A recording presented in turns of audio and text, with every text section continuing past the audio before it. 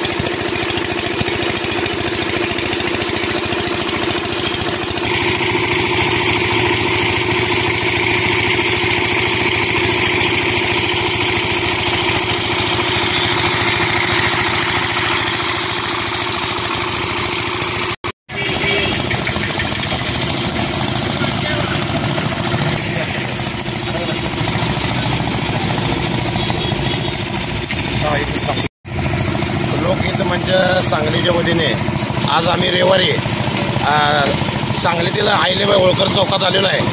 काल सकाळी इथं हा खड्डा मोठा भला पडला आहे। सांगली मिरज कुपवाड महानगरपालिका क्षेत्रातील हा तिसरा खड्डा पडलेला आहे। आणखी किती बळी जाणार ही महानगरपालिकेचं बांधकाम विभाग किती बोगस बांधकाम केले हे सिद्ध होते की आयुक्त शुभम गुप्ता साहेब हे कर्तव्यदक्ष आयुक्त साहेब आहेत। त्यांना आमची विनंती आहे की सांगली मिरज कुपवाड महानगरपालिका क्षेत्रातील सगळ्या रस्त्यांचं ऑडिट करावं आणि महत्त्वाची बाब म्हणजे की महानगरपालिकेचं बांधकाम विभागाचं शुद्धीकरण करणं।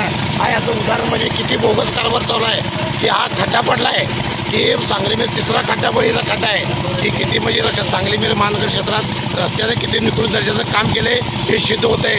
आमच्या आयुक्त साहेबांना कळकळीची विनंती आहे की तुम्ही नागरिकांची काळजी घ्यावी आणि बांधकाम विभाग जो आहे त्या अधिकाऱ्यांची पण चौकशी झाली पाहिजे। हा खड्ड्यामुळं ही किती महापालिकेची बदनाम होत आहे आणि आयुक्त साहेबांनी तातडीने याची गंभीर दखल घेऊन की जे खड्डे पडल्यात त्याची सखोल चौकशी व्हावी, अधिकाऱ्यांची पण चौकशी व्हावी आणि बांधकाम विभागाची ऑडिट व्हावी। हा खड्डा म्हणजे किती महापालिकेची बदनाम होत आहे। लोकहित मंचची आमची मागणी आहे की लवकर सगळे स्वच्छ करून टाकावं अशी आमची कडक भूमिका आमची मागणी आहे लोकहित मंचची।